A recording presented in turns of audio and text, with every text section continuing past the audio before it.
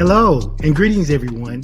I'm Pastor Edwin Strickland, and I serve as the Senior Pastor of Fellowship of Champions Church International, a worldwide ministry helping people to learn to live out their God-given dreams by walking in love and living by faith. And I get to be your host and your guide for this exciting journey that we're about to take that we call Ed Talk with Pastor Strick.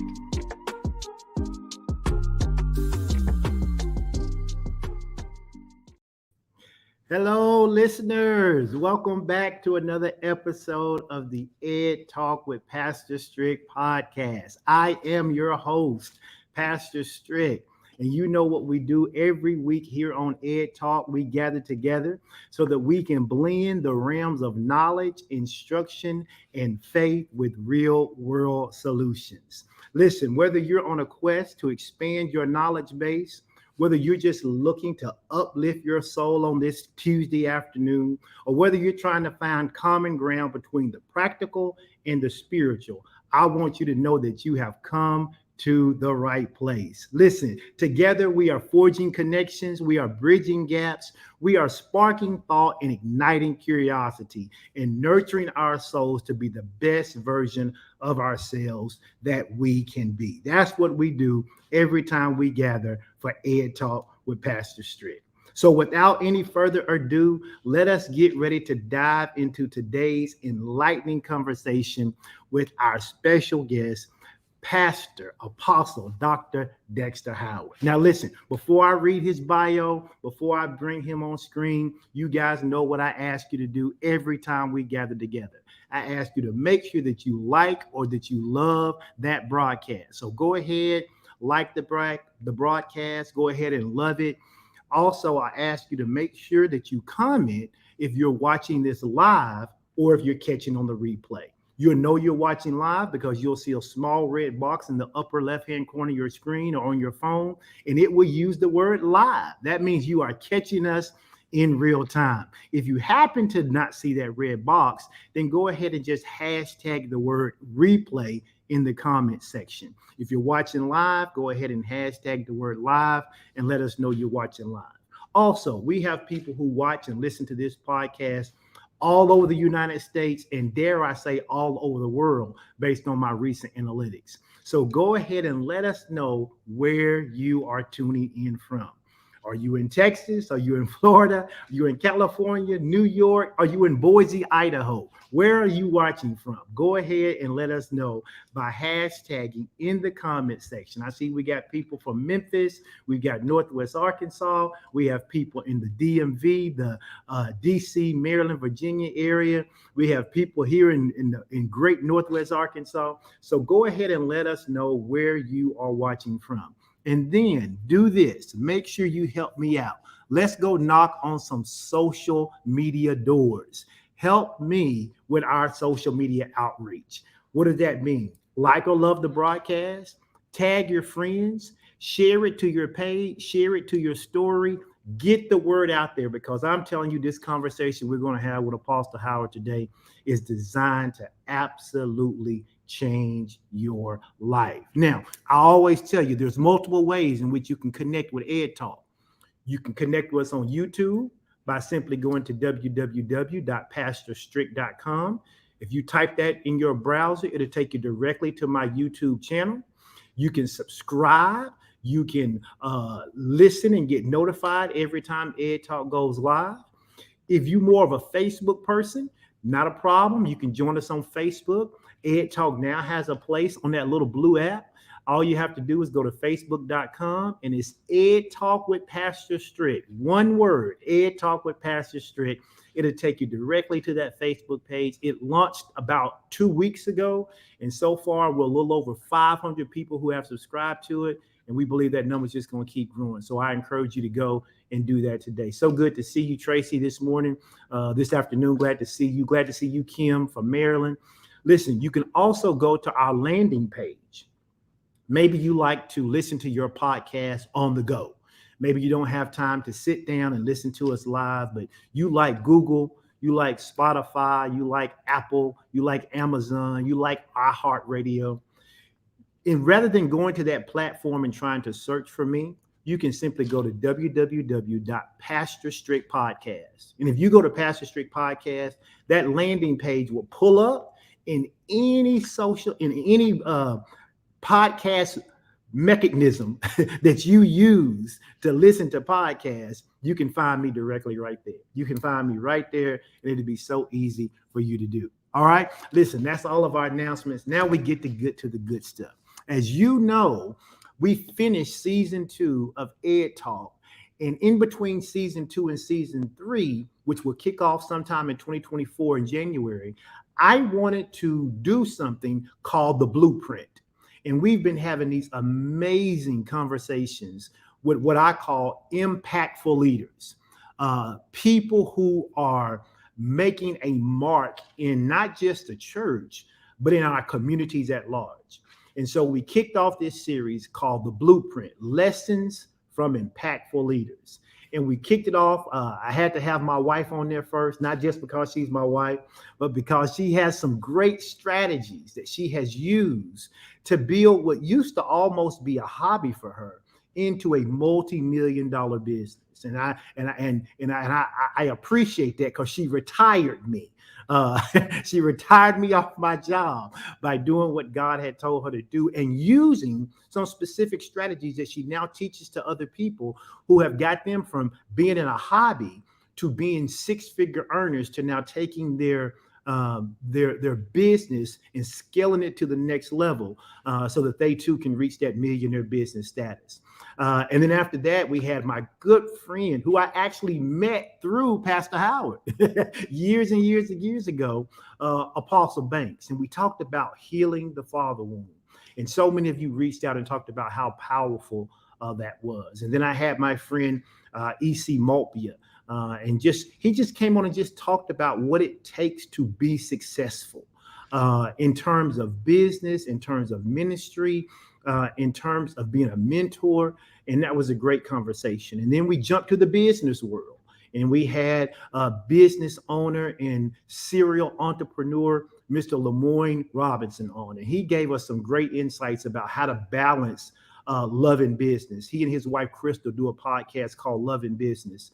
And if you and your spouse are in business together or you do anything, even ministry together, you want to listen to that podcast because they have some great nuggets about how to work together to do what God has called you to do. And then on today, oh my goodness, here we get ready to go. I got my good friend, Pastor Dexter Howard, who's going to come and we're going to talk about the power of consistency, steady steps toward success. All right. That's what we're going to be talking about today. So before I bring him on, I do this because I want people to know who we're talking about. I don't want to embarrass him, but I need to read just a little bit about who he is. Now, I've been knowing Pastor Dexter literally for almost 30 years. I met him when I came to Northwest Arkansas in 1994, just a few months before he married his lovely wife, Pastor Jeanette. So I've been knowing him for a while. But let me tell you a little bit about who we're going to get to interact with today. Pastor Howard is an international speaker. He is an author. And more importantly, he's a kingdom builder. His passion is to develop leaders and inspire believers to reach their God-given potential in order to change the entire world around them. Pastor Howard is a mobilizer. He's a gifted and dynamic motivator, as well as a masterful teacher of God's word. And if you follow him, you know that he just became Dr. Howard as well. His compassionate leadership has impacted the lives of countless people throughout the domestic world and the international world. He travels extensively to Haiti and to Africa as a speaker, as a teacher, and as a humanitarian.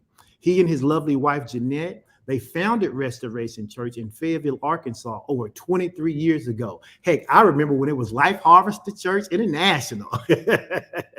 And this is now a dynamic and thriving congregation that is still impacting the Northwest Arkansas region. In 2015, he and his wife, they launched a second campus location, not like most people do in the next city. They went all the way to Charlotte, North Carolina, and established the Restoration Place in Charlotte, and is a thriving ministry there.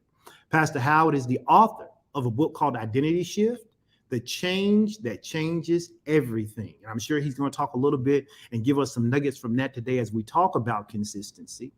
And Identity Shift was written and designed to usher believers beyond the borders of casual Christianity. And you know, here at Ed Talk and at Fellowship of Champions, we talk about moving beyond this idea of casual Christianity so that people can live out their true identities as sons of God. Readers will be inspired to embrace the spirit of sonship and to walk in their God-given authority in order to change the world around them when they engage with this book. Apostle Howard's most important roles, though, is that of son, husband, and father. As I said, he is married to Jeanette Howard, and he is the father of 6. That's right, 6. I always say they got one more than we got. They have 6 beautiful kids, all daughters, and I love it. I can remember their names because they're named in alpha order, which is Alexa, Bethany, Celeste, the twins, Destiny and Eden, and of course, last but certainly not least, Miss Faith. And they live joyfully in Charlotte, North Carolina. Well, y'all welcome to the stage Apostle Dr. Dexter Howard. How you doing, my friend? Man, after that introduction, I don't know if I can live up to that, man. I got all this pressure on me now. Listen, I thank you so much for being here. I appreciate it. I know we had a little difficulty getting started, but I see people are coming in now. So everybody who's coming in, those of you who know Apostle Howard, go ahead and say hello to him. I don't know if you can see it, but somewhere on your tab over there, you can click on that comment section. You can see people saying hello and seeing all the comments and everything they need to say. But excellent. I appreciate you being here. I know you're busy. I know it's my pleasure, man. Going on, but I'm looking forward to today's conversation about the power of consistency. I am too. I think you're gonna have a lot to share with us. Yes, sir. Yes, sir. It's gonna be exciting. Listen, as we get started, just tell the people. I know I read the bio, but just tell the people a little bit about who you are, because we make assumptions that everybody know us, you know, but they don't. Right. People who may not know you may not know that you, and it wasn't in your bio, but I think it's going to lend itself to this conversation. You were not just a D1 football player, but you played for the University of Arkansas at Fayetteville. You're a Razorback. Absolutely played. Yes, sir. I came to Arkansas in 1989 from Little Rock, graduated from Little Rock Central. I was an outside linebacker actually started my senior year at what we call rush in. It was an outside linebacker with my hands in the ground, and just had a fantastic experience at the University of Arkansas. As you well know, your lovely wife and I, we were schoolmates, and we had a great time. And also the Lord, I had a spiritual experience with God there at the University of Arkansas, and then ultimately accepted my call into the ministry. And I was licensed by Pastor Jackson Aaron Hawkins, and who at one point in time you also had experience with as well. And the rest is history, as they say. That's great. And I think, you know, one of the things that I'm going to just jump into our conversation about, and I sent you some questions, but I told you I just want it to be kind of an organic conversation. Absolutely. This idea of consistency, even going back to your football days. Yeah. Going back to the days of when you planted your ministry, because what a lot of people, you know, there's a difference in starting a ministry as it is to walking into a ministry that's been established for 50, 60, 100, or 150 years, right? A big difference. And so just kind of talk about, in general terms, when you hear that word, the power of consistency. What does it mean to you in your personal life, in your professional life, and what is it for you now, even on a daily basis? Well, you know, I've always been a wordsmith, a lover of words, and so when you think about consistency, I think about what's the meaning of consistency, whether it's on a personal level or whether it's on a professional level, because I think we're talking about both today. Yes. Consistency is about establishing and maintaining a rhythm a Mm. steady rhythm in both actions and also in your behavior, in your habits, because we all know that your behavior or your mindset, what becomes a set mind, if you will, it will determine your behaviors. It will determine your actions. And so I think it's a consistent rhythm of that, a consistent or steady rhythm of that, Mm. daily, over and over again. It's not hit and miss, but consistency is about a steady rhythm of doing the same thing over and over again until it becomes a set behavior, a set mindset. Uh, and so to me, that's what it means. It's about establishing daily routines, daily behaviors that is going to lead towards an ultimate outcome. And hopefully that outcome will produce success for you. And so, can you share what maybe some of your daily habits have become? Because typically Sure. we know that habits are birthed typically Hmm. out of our core values, whether Absolutely. we acknowledge it or not. Absolutely. If we get up every morning and we laze around, whether you admit it or not, that's one of our core values, right? That's right. So what are some of your core values? And on Hmm. top of that, speak to the people who say they may struggle with Mm, that rhythm you talked about because absolutely. of life or whatever. Yeah, one of my core values is excellence. Okay, like I that. I value excellence extremely. You would probably kind of say I'm OCD. My wife would definitely say I'm OCD. I don't know if that has to do, Pastor Strickland, with us being January babies or what. It might, because my wife would probably tell you I'm a. She may be nice and say I'm borderline. so so with that, I value and I prioritize being excellent, try to be to the best of my ability. We're human, of course. We're not flawless, or we're not without error. And I don't shoot for perfection. I never shoot for perfection. I just shoot to be better every day of my life. Mm. I shoot to be better. uh, and so that what that excellence looks like for me is presenting the best Dexter I can present at that moment in time.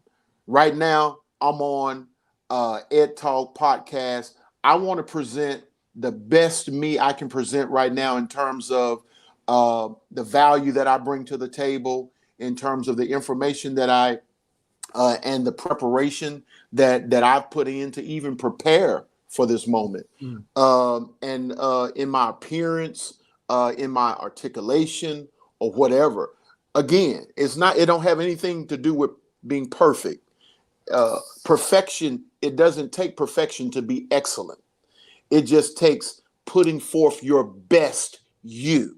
And that's what sometimes I think that we miss when it comes to excellence, is how to put forth the best me. Only you know that. Mm. Can anyone tell you what the best you look like? Deep down inside, you know what the best you look like. And so it takes effort to do so. It takes intention. Mm. Uh, that's another core value of mine, is being intentional. Every day I wake up with intention. I wake up knowing what my schedule's like, what it's going to take to fulfill those assignments in that schedule for that day. And then I prepare. Preparation is key. Uh, I believe being intentional requires you to prepare. You can't be intentional without preparation. And then I think another core value is caring. Mm. And of course, caring. Uh, the root of that is love. Mm. Having the love of God in your heart. Uh, and so that allows you to care and be compassionate for others. And it doesn't have to be anything that you have to manufacture. No, it comes from the core of who you are. Uh, I wake up caring not just about myself, but I care what happens in the lives of others. I think that's what makes great leaders. My wife, one time, not to veer us off conversation, but I think this could add value to what we're discussing. My wife, she mentioned to me about a study that she had read about, that some organization had did a study on some of the greatest military leaders, generals, 5-star generals, and they wanted to come out of this study with what was the seamless characteristic that ran throughout these 5-star generals, their approach to leadership. And one of the things is not that they were so extremely brave or they were so extremely courageous. No, they were so extremely caring. They cared about those that they led. And that's what made them great generals. They were great lovers. And that's what I try to be every day of my life, especially when we talk about consistency, is I try to be a great lover of people. And that helps me to be intentional. It helps me to put forth my best effort every time I step forward. That's why I hated the technical difficulties that I was having. It's like, why do I have to have tech? I was supposed to be on this thing 10 minutes early. and so, you have to learn how to pivot in those moments as well, because like I said, it's not about being perfect, but it's about just caring about the outcome of the situation, caring about the results that happen in people's lives, especially people that God has enabled me to come across their path for me to be able to add value to their lives. And I hope I do so today as well. I really care about the outcome of your listeners. I care about the results that they experience in their life, whether or not they ever experience any level of success that you and I have been able to experience. That matters to me. And so every day of my life is impacted by that core value. Well, here's one thing I can tell you right now.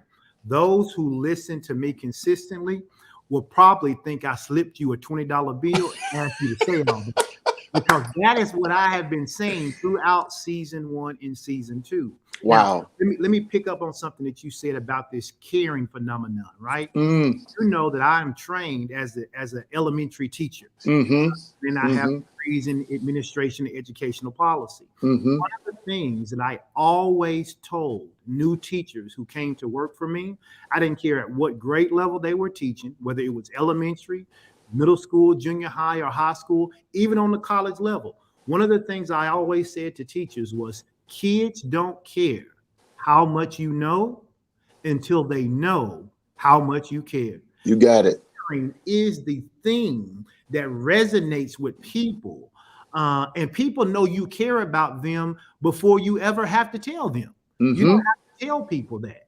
And that's so right. That is a powerful core value that plugs into consistency. Can you consistently love people? The word God tells us, it says that it's easy to love the lovable. Right.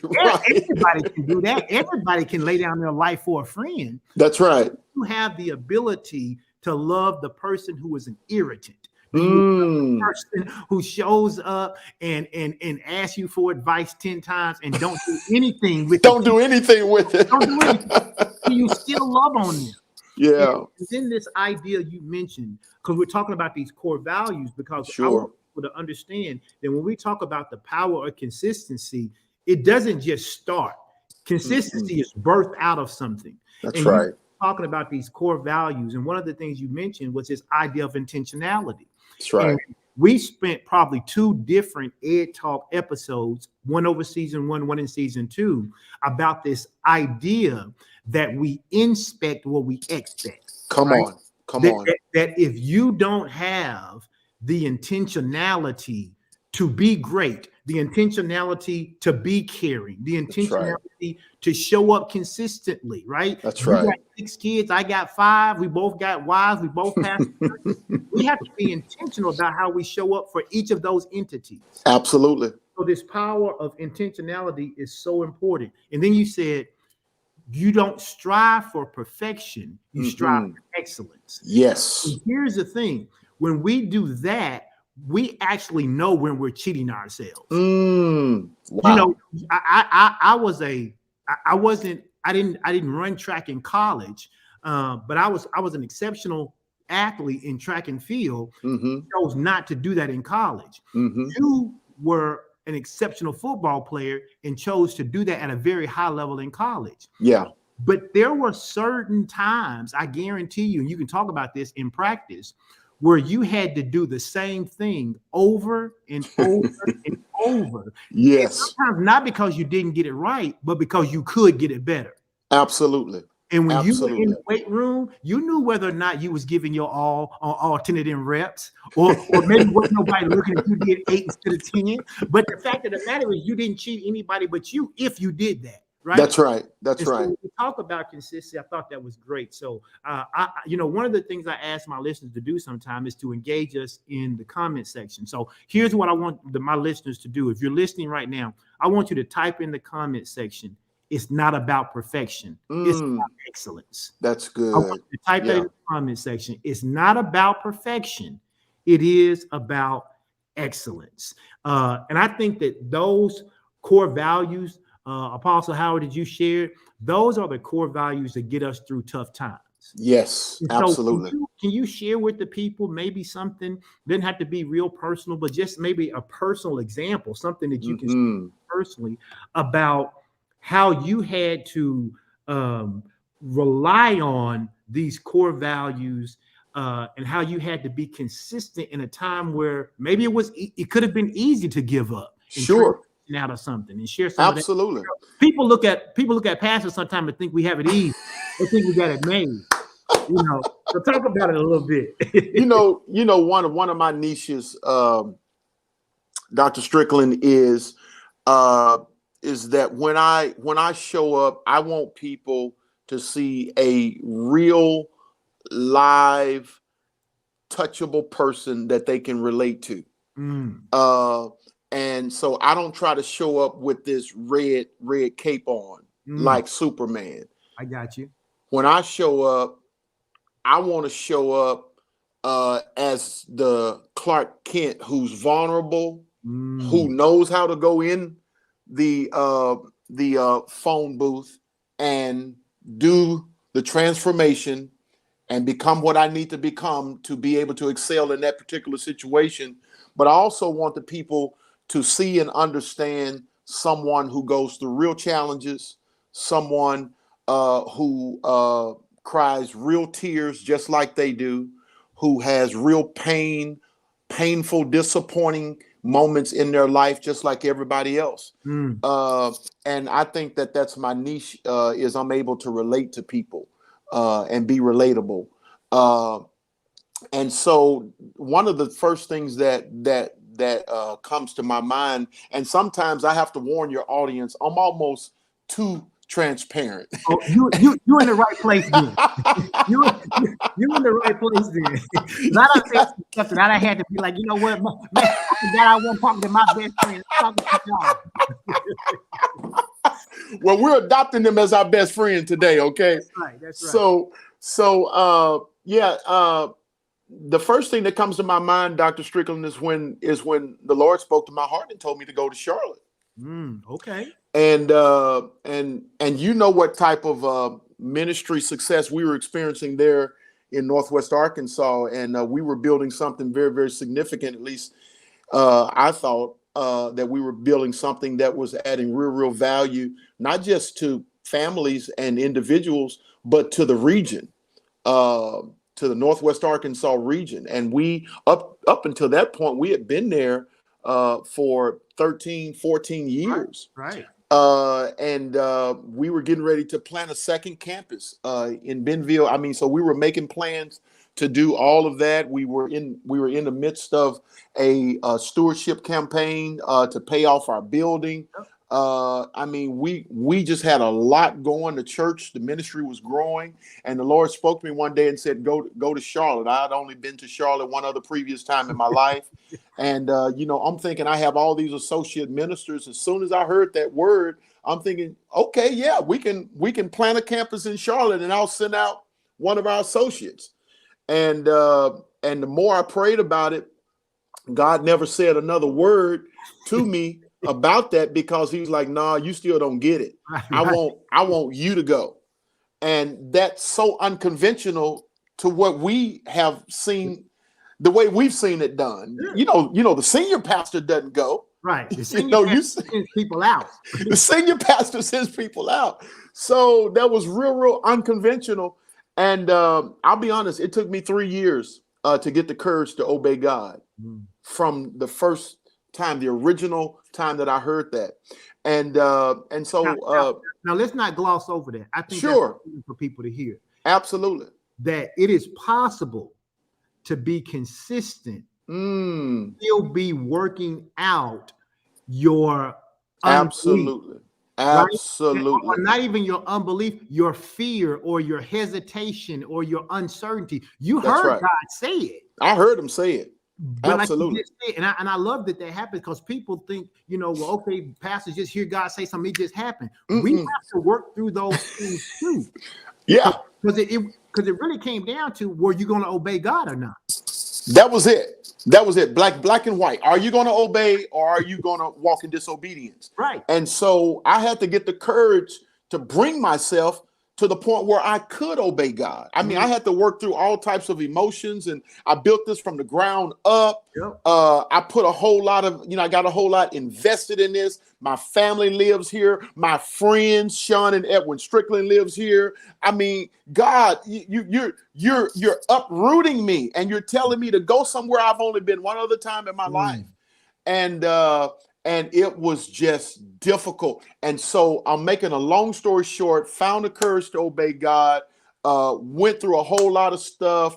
We began casting the vision. We went to Charlotte in a very successful way. The whole church didn't get up and storm out once we made it was done in such an excellent manner that people actually stood up when I made the announcement after months, almost a year's worth of preparation and preparing people. When I made the public announcement on that Sunday in November of 2014, the people stood up.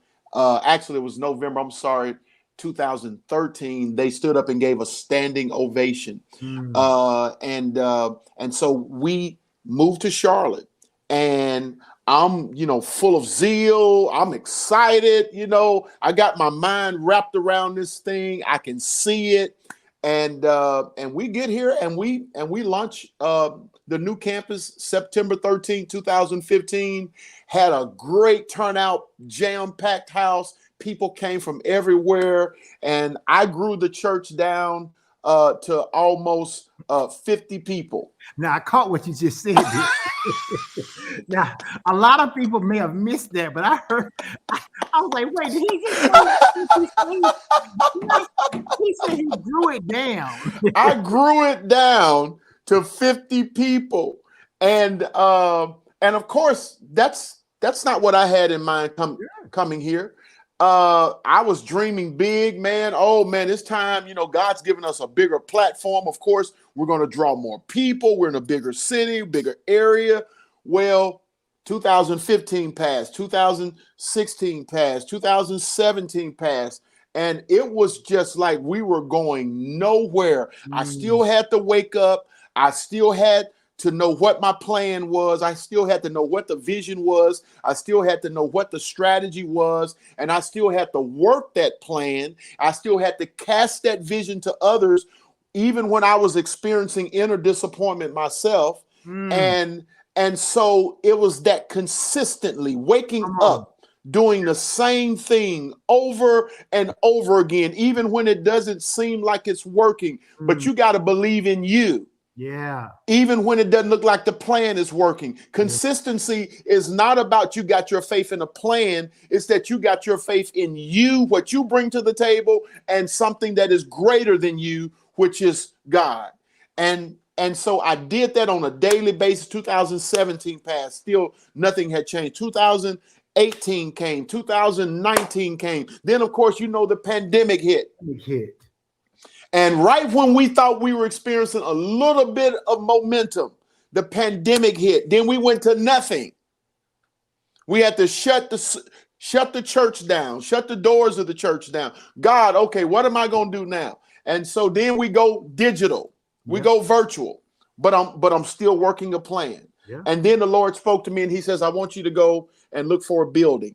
God, we're in a pandemic. Why would I go look for a building? Hey, that's when we got ours. Why would I go look for a building in a pandemic? Yeah. And my wife even asked me that. She says, why are you getting out? Nobody's even out. Why are you going out looking for a building? I said, because I feel like I'm supposed to. And we end up finding this building and getting the building.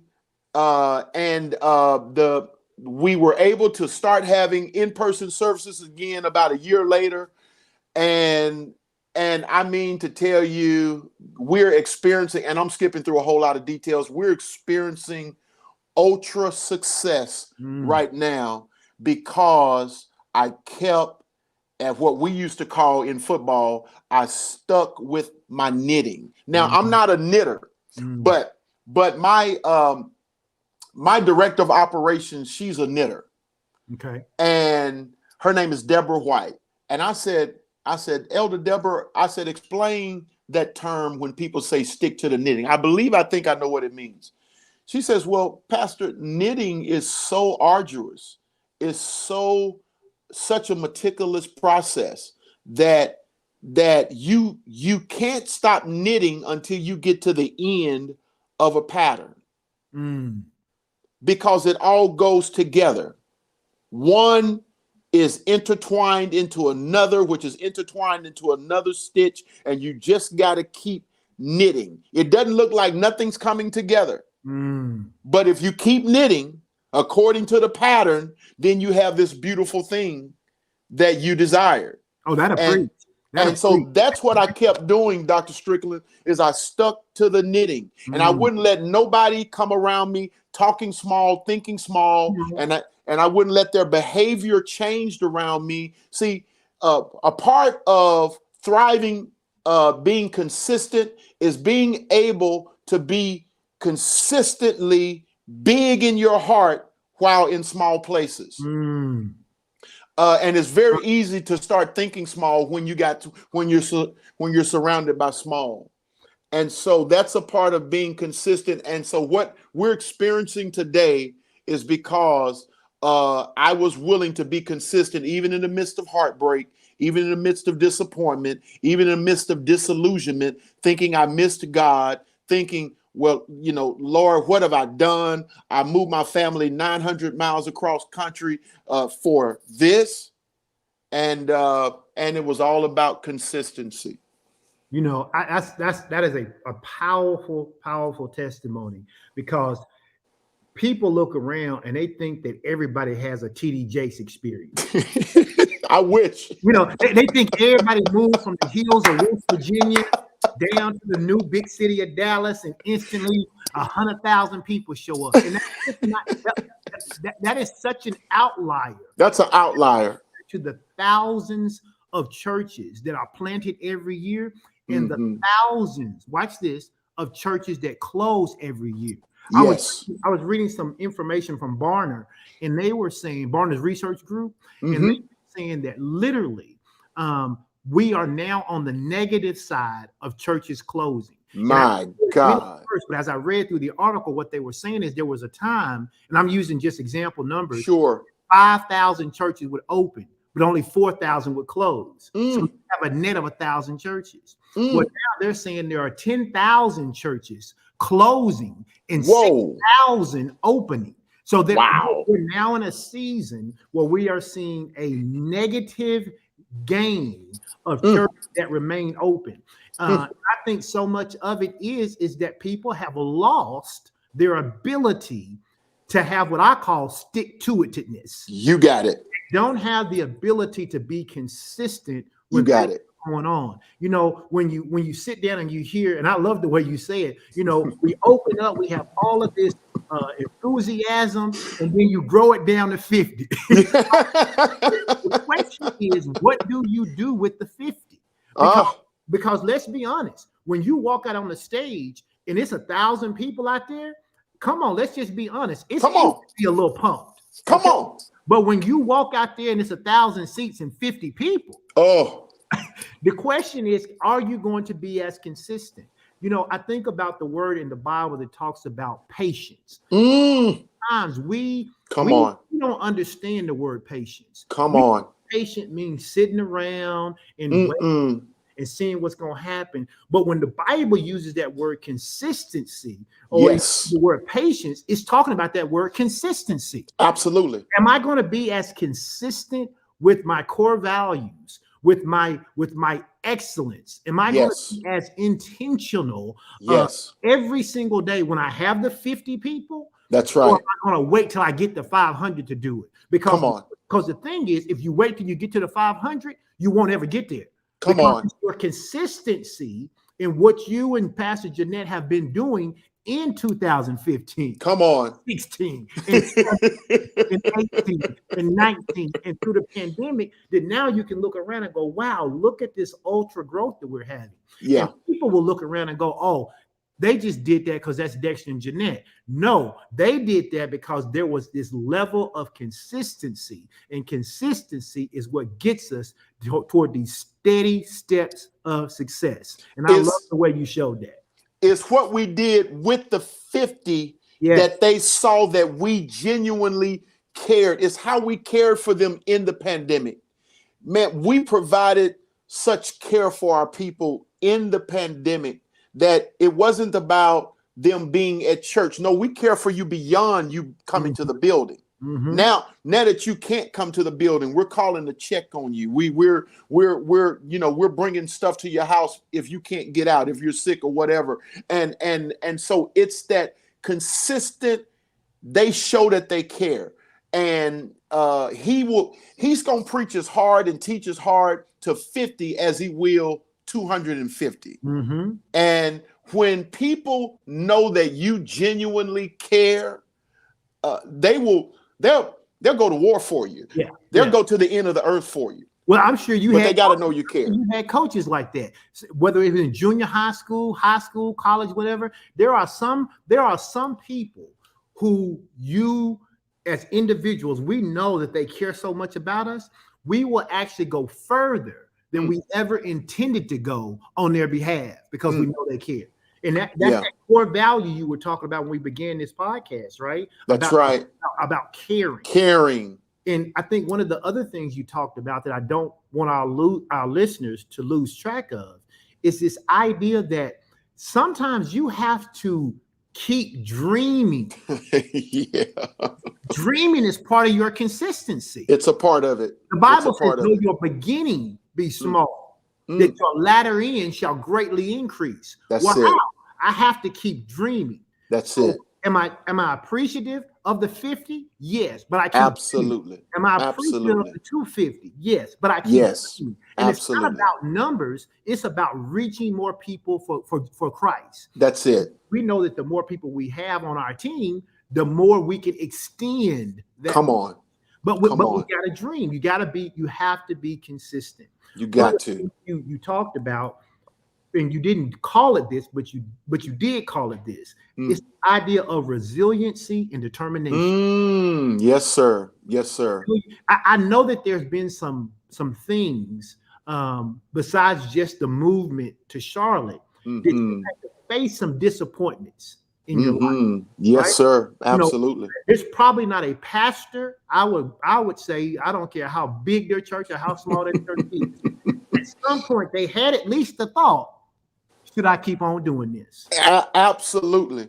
Am I wrong? No, you are absolutely right, Dr. Strickland. You know, my wife just went through a very serious health challenge about 3 years ago, maybe even 4 years ago. I didn't, actually, and I'm being quite honest, I'm not over exaggerating the point. We thought we were going to lose her. And so even some of our friends like you and Pastor Sean didn't even know. We didn't even communicate to our friends the seriousness of it. Only our family knew, and our local church here, our local campus here. Um, and even during that time, do you know people that we have been in relationships with for years, for whatever reason, for one reason or the other, walked away. They left. People that you poured into, people that you have set up with and prayed with, just walked away. And I really became disillusioned with the Lord during that time, and really, really felt like giving up very, very strongly. But it was that I think that's one of my superpowers is tenacity and resilience. I just refuse to give up. I don't care what it looks like. And my wife sometimes tells me that can be a detriment for me as well, because I don't know when to give up. all superheroes have that little thing that sometimes works against. That's it. So it's like, it's just like, man, I just have bulldog faith. It's like, I'm not going to give up. I feel like giving up, but I'm not going to do it. I can't even bring myself to do it, even though I get real close talking about it in my heart. But when it comes to it, I just don't have give up in me. I say it like this sometimes. I don't have the courage to pull the trigger on quitting. Ooh, that's I know some people can. I might have to steal that one. You can have it. I say it to my people all the time. It's not that I don't want to give up sometimes. It's not that I don't want to throw in the towel. I simply do not have the courage to pull the trigger on. That's good. That is so good. That is so good, man. And you think about people like your Tyler Perry's and people like that who slept in his car, was homeless for years, and you look at him now, he's a multi-billionaire. I didn't say millionaire, I said billionaire. Owns hundreds of acres in Atlanta, has the largest studio in the world. In fact, if you go to Atlanta, it's an exit. It's got his name on it. It goes to his studio. It was because the brother didn't give up. Yeah. He didn't give up, and he didn't experience success until later on in life. No. So many people, if you follow their lives, like actors and stuff, they were consistent in going to those callbacks, getting little bitty parts in shows, all these little bitty things. And then what happens is we see them in a blockbuster movie and we think they just showed up. What you don't know is they've been doing that for 15 years. They've been waiting tables. They've been living in hostels with 10, 12 other people. They've been, doing whatever they could do to make ends meet in order to make their dream come true. But they kept dreaming. Yes, sir. Dreaming. Here's what's going to help your listeners. I approach every endeavor now with this question: what if it does happen? Yeah. What if it works out? What if it works out? I approach every situation I enter into and say, what if it actually works out? Listen, I need all my listeners to put that in the comment section right now. I need you to just type that in the comment to yourself, because you need your ear gate to see, you need your eye gate to see it and your ear gate to hear it. Type that in the comment section. What if works out? What if it works out? So now that's going to take my preparation now to a whole different level, because now I'm going to prepare in smallness like it's going to work out. I'm not going to prepare. See, your mindset like I want to play. Yeah, right. like I'm actually going to get on the field and play today. Yeah. So mindset can work against you if you're not careful. Yes. Your mindset, man. So you either got a winning mindset or a losing mindset, or in some what would you say, psychosocial arenas? We call it a growth mindset. Growth mindset. That's exactly right. Yeah.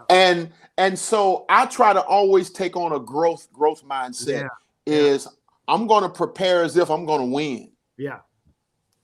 I love that. I love that, because here is the thing that I want our listeners to understand. You have to ask this question: where do you get your motivation from? Because when it comes to consistency, Wow. if you are waiting on external factors cause you to be consistent, you are going to live at the whim of other people. That's exactly right. And I think sometimes, people, it may be pastor, apostle, doctor, because we are January babies. But I noticed something about our personalities, and that is that we don't. Outside motivation is nice, but we don't need it. I don't need it. I don't need it. Like when I decide to do something, it's great if people say that's a good job. But literally, if nobody ever says a good job, I'm not. It doesn't matter about whether someone told me good job. No. My question is, am I doing it for me? Am I not doing myself? Absolutely. So I think that is one of the things that our listeners can take from today's teaching, is that if you want to be consistent, you have to get over needing external motivation to do so. Yes. Absolutely. I would say absolutely agree with that. You got to get over needing the applause of people and the agreement of people. No, where's your internal motivator coming from? If it's not coming from intrinsically within, then you're going to continue to need people to tell you you're doing a good job, or to say you ought to do that. I agree with that. Do you know how many no's you're going to get to whatever dream or goal that you come up with? You're going to have people to tell you you're crazy. I had people to tell me when I told them the Lord told me to go to Charlotte. I had one pastor in the region there. I won't mention their name, but I had one pastor tell me, literally looked at me and said, "Have you lost it? You lost your mind?" Yeah.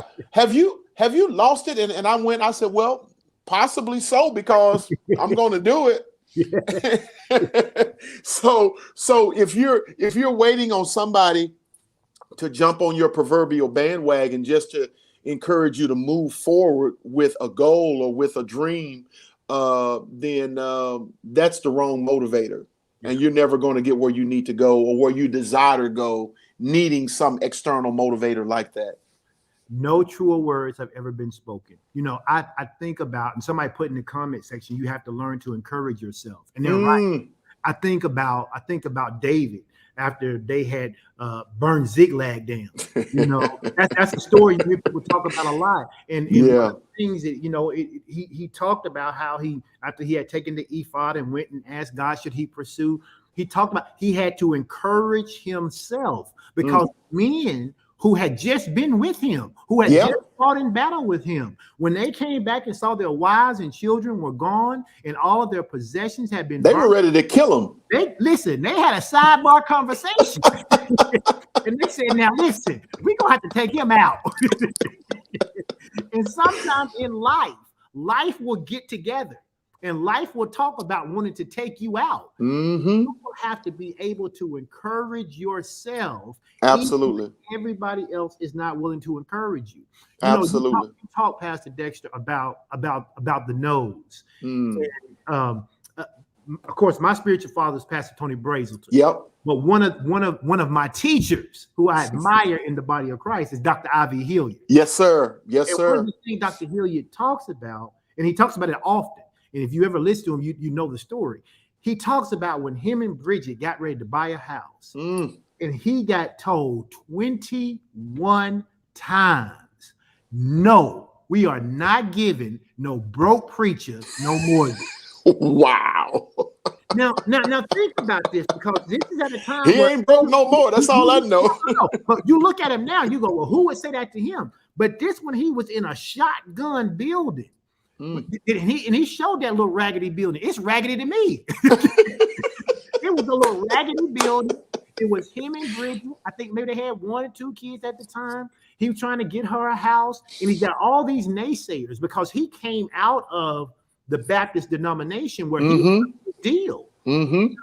And so he goes and kind of like when you got called out to North Carolina, he grew the church he had down at, I think he said 13.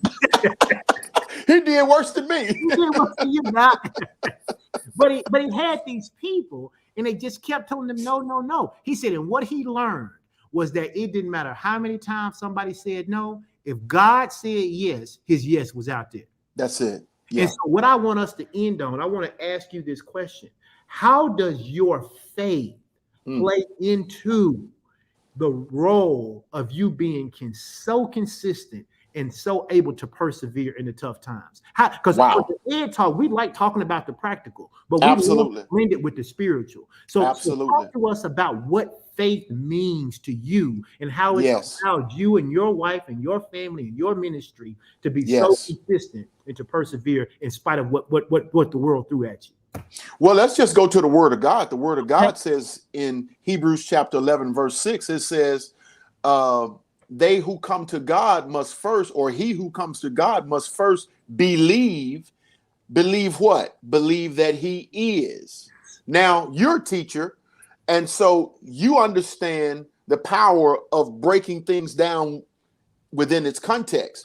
So I believe, I'm not just believing, but it's telling me what I'm believing. It says I must believe what? Believe that he is, and that he is a rewarder of them that diligently seek. So that God rewards. God is not out to punish me. God is a rewarder. So I don't have to fear God. I don't have to walk in fear of God. I don't have to walk in fear of punishment. The Bible talks about that, how fear has to do with that of punishment. Yes. And so faith is the opposite of fear. And so, number one, I just believe that God is, and that he offers this extraordinary power and strength that I can have access to. Yes. Not just externally, but internally, because this God has come to live on the inside of me. Yes. And so this power, as a matter of fact, the Bible talks about we've been infused with this power. He has infused us with his power that to will and to work that which is good. And so it's not about how much brute and brawn and muscle and ability that Dexter Howard gets.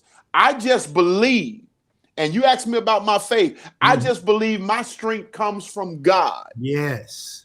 And here are two of my absolute all-time favorite scriptures in the Word of God is all things are possible. All. To them who what? Believe. Yes. Who put their trust in God. They believe that he is, and they believe that he is powerful enough that he can do whatever he needs to do about their situation. And so I believe I can do all things through him.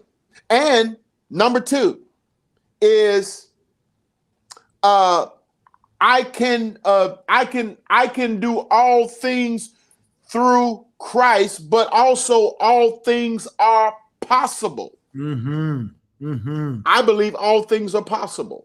All things, hard things, difficult things, easy things, all things are possible if I believe. What is it? What is the common thread that threads those two scriptures together that I just shared? All things are possible to them that believe, or I can do all things through Christ who strengthens me. It is believing. It's believing. It's believing. Believing that he is. Believing that God is big and bad enough to do whatever he wants to do. Come on now. Whenever he wants to do it. And that he is after my good and he is not after my bad. I know that's right. If bad stuff happens to you, it ain't because God caused it. Because of God. It ain't because you can take that religious thinking somewhere else, is that God does not cause bad stuff to happen to people. You can't blame that on God. That's just a part of living in the earth. Yeah. That's a part of being a part of living in a fallen world. Bad things happen, but it ain't because God caused it. That's right. No, you preaching now. You preaching. Listen, So if you're listening to Pastor Dexter right now, I want you, he's going to finish up, but I want you to put this in the comment section. I want you to type this. I can do come on. hard things. That's right. I can do hard things. I love it. Listen, I don't care what it is. If God has called you to do it, he only called you to do it because he's already enabled you to be able to do it. Come on. It is literally already a done thing. So when you see something and it is difficult and you know God called you to do it, you have to open up your mouth and say, I can do hard things. Come on. I can do hard things. That's Everything it. I do don't have to be easy. I can do hard things. Why? Because the man of God just said, if I can believe, come on, all things are possible. And that's that it. I can do all things through Christ. So if I can do all things, I can do the hard ones. Come on. That's it. You can do hard things. Hard things. Absolutely. And it's not about how much education you have. It's not about and you and I both have terminal degrees. Yep. But listen, I'm no greater man of faith because I have a doctorate degree. Right. Right. I was just as great of a man of faith before I even received my terminal degree. Yes. It took faith to get it. Yeah. Right. Right. It took a lot of faith to stick with it. That's that consistency. Absolutely. It was about consistency. Yes. And your faith will help you to overcome. Your faith will help bridge the gap where you have gaps. And listen, faith is about acknowledging the gaps, but also acknowledging that God has a filler for every gap. That's what faith is about. God can fill my gaps. Yeah. Faith is the bridge builder for your moments of inconsistency. Ooh, that's good. Faith is your bridge builder for your moments of inconsistency. When I feel like being inconsistent, my faith gives me the fortitude to keep going.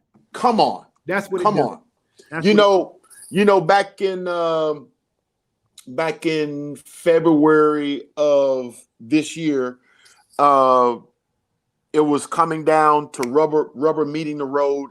And I'm sure you're very, very familiar with this time in your dissertation process where I had about 10 chapters left to write. And it was due in April.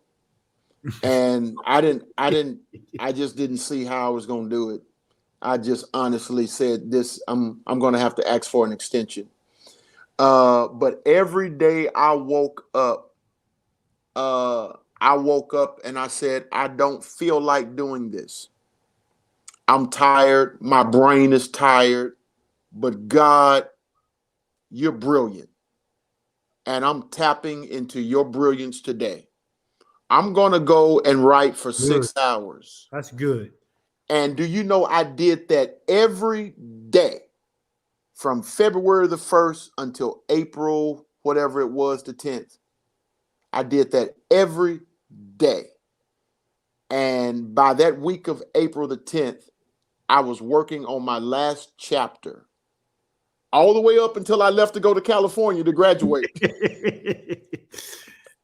But the whole point is that I kept believing every day. I kept believing. And you put action with your believing. Well, faith is nothing without action. And I think people miss that. They go, I'm believing. But how do I know you're believing? I need to be seen. There should be some corresponding action. Corresponding action. You got up every day believing, but you got up every day working too. Ooh, come on. That's how I know you got faith. Yes. Is when I see the working. Yeah. You can say you got faith all day long. The apostle Paul, no, James, it was the apostle James. James says, show me your faith and I'll show you my works. Yeah. Yeah. He said, faith without works being alone is dead. And so, yeah, you got to have corresponding action. And so I really think that that's what it boils down to, Dr. Strickland, is us taking what we say we believe and putting corresponding consistent Consistent. corresponding action with it. Yeah. Yeah. And having some internal motivators and not having to have external motivators, that's what's going to cause people in 2024, as we step into this new year, to experience their desired outcomes. Listen, Pastor, I appreciate it. This is exactly what I wanted to have happen today. I wanted the people to just hear some of those nuggets. I wanted people to know that what you see working in someone's life didn't just show up. Behind the scenes, there's been a level of consistency, because you don't reach great results in any area of your life, whether it's in athletics, arts and entertainment, whether it's in politics, in business, in law. It doesn't matter. You have to put in the work. You've got to put in that work and that time. You have to persevere, because it's not going to be easy. In fact, Jesus told us, he says, in this world, you're going to have some troubles. He said, don't trip about the trouble. Don't trip. I've already overcome it, but that don't mean you're not going to have to go through something. That's it. But I love how you said, but God ain't putting this on you. God said you're going to have troubles because this world is full of them. Not because of me. That's right. This world. That's right. In me, you can find every answer, every solution. We say at our church all the time, you can't think of a problem that God hadn't already thought of a solution for. It's already done. It's done.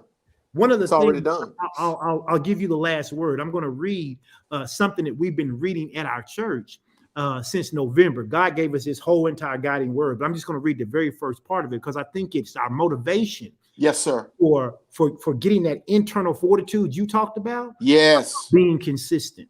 And here's the first part of this guiding word that God gave us for 2024. He says, I am your father in covenant. He says, and I declare unto you that there has been a shift in the realm of the spirit.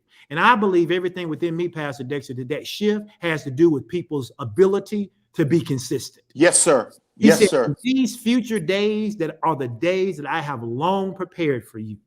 He says, the supernatural shall increase in every arena of your life. Wow. He says, so prepare yourselves, for I have opened heaven's gates wide for you. He says, and here's your key. He says, and those who believe and those who will receive, he says, you will see that I will begin to perform mighty acts on their behalf. And I was telling our church, that's what we're taking into 2024. God has already done his part. It's already done. It's already done. On the cross, it's finished. It's finished. His part is finished. It is going to be up to us as believers, those of us who say we are Jesus followers, to learn to be consistent, even when it's uncomfortable. I give you the last words. Give us some parting words. Absolutely. I'm going to close with this. I am in my last week. I'm in my 12th week of a 90-day fitness and nutrition program. I know this is near and dear your heart, Dr. Strickland, because you've lost what, 60 pounds? 60 pounds down since September 1st. Come on, man. I give you a virtual high five, man. That is so awesome, because I know that didn't just happen. Right. I know that took a lot of intentionality, and you've been consistently maintaining it. See, it takes consistency even to maintain. There you go. There you go. And so I've been watching you, and you've been kind of being my coach from afar. You didn't even know you were, but you was coaching me from afar.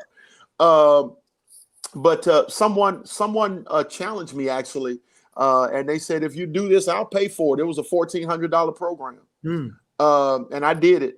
And I did it counting the cost too. I mean, it took me about 3 weeks to make my mind up, but I said I'm going to do it. I get it. So it's been tough, man. I mean, because you got to be consistent even as you travel. And, of course, you already know I travel a lot. Yeah. But you're eating, when you're at home, especially with the eating. Right. Yeah. Especially with the eating. And so I had to be in the gym every day. Even if I was in a hotel, even if I was in a city and maybe the hotel gym didn't have what I need, I had to go find me a Y. I had to go find me a Planet Fitness. And I had to be consistent. Well, I'm on my 12th week right now. Wow. I'm down 15 pounds. All right. And I am in the best shape since my football days. I'm probably in just as good a shape as I was in. My BMI is down, my body mass index, my body fat percentage is down. All of my numbers are looking wonderful. That's great. I say all that to say, and I'm so excited about where I am at 52 years old, getting ready to be 53 in a couple of days. Yep. I'm so excited about where I am, but it was because of I had to ask myself a question, and I'm trying to hold back tears because I don't want to just be a blubbering mess on your podcast. Is I had to ask myself a question: are you happy with where you are? That's the question I asked myself too. Are you happy with you? And the answer blatantly was no. I am not. And I think that that's every one of our listeners today. I want to challenge you to ask yourself that question. Are you happy with you? And the only one who can answer that question truthfully is you. Yeah. And then the next thing is, what are you going to do about it? What are you going to do about it? What are you going to do about it? Yeah. Because God has made us intrinsically, he has put the solution to every one of our problems. You just said it. He has put the solution to every one of our problems in us. Yeah. And so you have the power and the authority to do something about your desired outcome in your life, whether or not you're experiencing it or you're not. The power is within you. Yeah. I want to read this scripture as we end. Philippians chapter 2, verse 13 says this is the Amplified Classic Translation. Not in your own strength, for it is God who is all the while effectually at work in you, energizing and creating in you the power and desire both to will and to work. Yes. For his good pleasure and satisfaction and delight. Whatever you want, the power is within you. But just know it's not from your own ability. You're tapping into God's ability that he's given you to experience incredible desired outcomes in 2024. And my prayer is that you experience ultra success. I want to see you being successful, and whatever I can do to help, just let me know. Listen, I appreciate you so much. Thank you for being here. Listen, this got so good, I forgot to look at the time. I kept you longer than I was supposed to. It's all good. It's all good. You being here. Listen, I want you to think about those of you that are listening, those of you who will hear this on the replay. Listen, I want you to think about that. I want you to think about those parting words that Dr. Howard left us with. The idea of, am I happy with me? And that's not just your fitness journey. No. With you in terms of your career, in terms of your relationships, in terms of your finances, yes, in terms of your health. Are you happy with you? And don't just stop there. Whatever you say no, and you got to be honest with yourself, because you'll know whether you're being dishonest and disingenuous yourself. You have to ask yourself that question, and you have to say, if I'm not, what am I going to do about it? Wow. What am I going to do about it? Because if I don't do something about it, then nothing's going to change. Nothing's going to change. Have whatever moniker we want for 2024. I'm going through the door in 2024. I'm giving high five in 2024. So if you don't do something different, nothing's going to change. Nothing's going to change. Pastor Howard, I appreciate you. Listen, give blessings to your lovely wife, to your beautiful children. And you do the absolute same. Keep up with them. I know that they're doing great things. I love when you guys post and share. I don't know what we did before the age of social media. I guess we actually pick up the phone and ask how the kids was doing. That's how you keep up with everybody, man. And congratulations to your baby girl for just being accepted and all the financial blessings she got. For going to the University of Miami. Down in Miami. That was her. It was funny because she got her acceptance letter, early decision because she applied to U Miami, because I graduated. Good Lord, thank you, Lord. But she had done pretty good in school, and so she was explaining how she applied early. And if you apply early and they give you all this money, they make you withdraw your applications from other schools that you have. Wow. So right after she had gotten in, she got notified that she got into like the University of Houston's School of Architecture. She got into the U of A School of Architecture.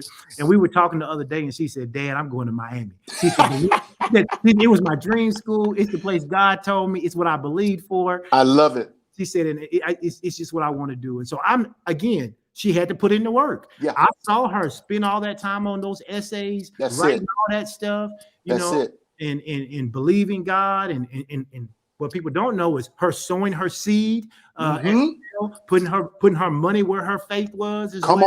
Sowing her seed for it, and now she gets to have the fruit of it. And I believe that all of us can do that exact same. And I appreciate and thank you for taking time out of your schedule to be with us here today. If you, it was my pleasure. You'll hold on 1 second. I'm gonna say the goodbye to them, and then we'll talk. Okay. All right. Listen, thank you guys so much for tuning in today to Ed Talk with Pastor Strick. As always, I'm your host. I'm always happy to be here, always happy to come and share with you. I believe we have one more leader that we're going to get a chance to speak with before the year is out. So stay tuned for that. I'll be making that announcement. As a reminder, there are multiple ways in which you can connect with me. You can connect on YouTube. You can connect on Facebook, or you can go to the landing page and have access to any of the podcasts that we possibly stream to. Listen, for those of you who joined us today, don't forget to help me out once again with some little social media outreach. If you haven't, go ahead and like this broadcast. It helps to get our analytics up. Facebook pushes it out as suggestions when you do that. Also, make sure that you are tagging your friends or family. If you listen to this and you said, you know what, somebody need to hear what them black men were talking about today, then I need you to make sure you share it. And once again, for about the 15th week in a row, I still have about 60% of my listeners who are men. So men, I appreciate you for tuning in week after week after week. Ladies, I know y'all gonna always show up in droves. I appreciate that. Y'all are my heavy listeners on the live.